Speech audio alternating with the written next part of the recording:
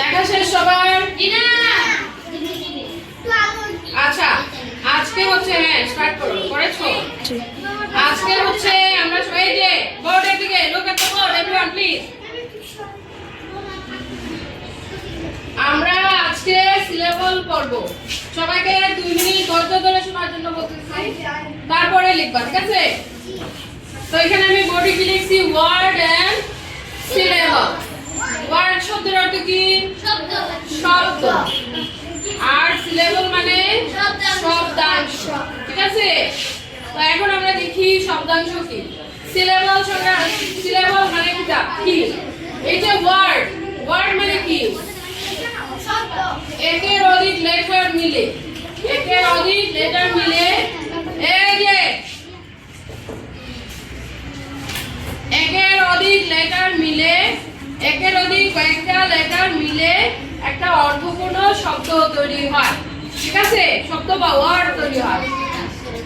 যেমন P E N, pen. তাহলে এখানে কয়টা লেটার দিলাম? তিনটা। তিনটা লেটারে কয়টা ওয়ার্ড হলো? একটা ওয়ার্ড। আয়ান, আচ্ছা।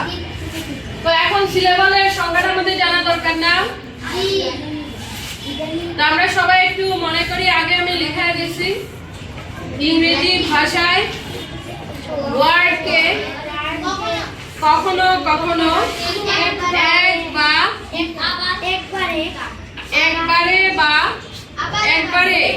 আবার কখনো কখনো ভাগ ভাগ করে উচ্চারণ করতে হয়, এবং এই যে ভাগ ভাগ করে উচ্চারণ করি এটাকে বলা হয় সিলেবল, ঠিক আছে? তাহলে আমরা অনেক সময় একটা শব্দ একটা ওয়ার্ডকে একসাথে উচ্চারণ করতে পারি না। এক নিঃশ্বাসে আমরা একটা অংশ করি, পরের নিঃশ্বাসে আরেকটা করি, ঠিক আছে? এক শ্বাসে অথবা এক শ্বাসে, এক নিঃশ্বাসে বা একসাথে একটা ওয়ার্ডকে আমরা অনেক সময় উচ্চারণ করতে পারি না। আমরা কয়েকবারে ভাগ করে করে করি, তাকে কি বলে? সিলেবল। সিলেবল মানে কি?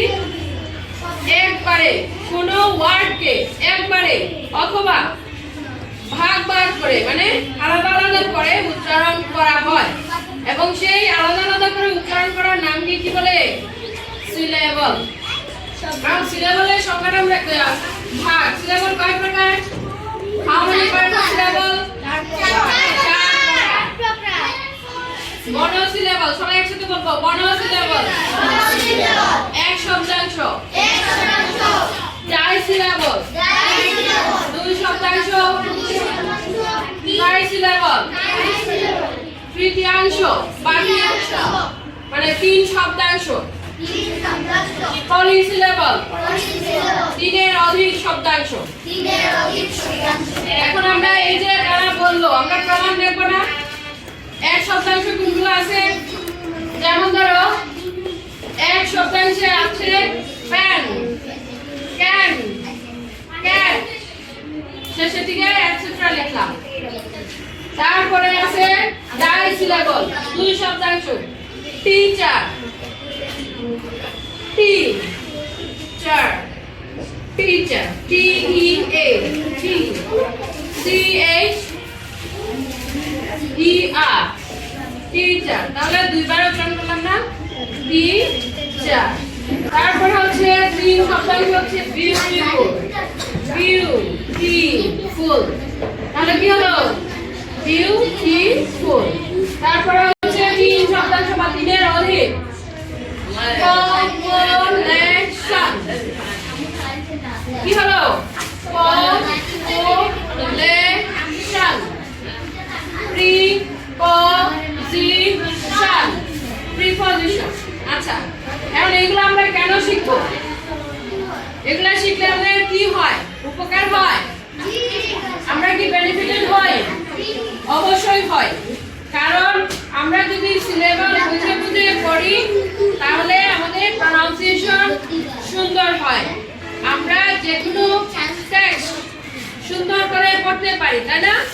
তাহলে ইংরেজি ভাষাকে সুন্দর করে পড়তে গেলে আমাদের সিলেবাসটা খুবই গুরুত্বপূর্ণ।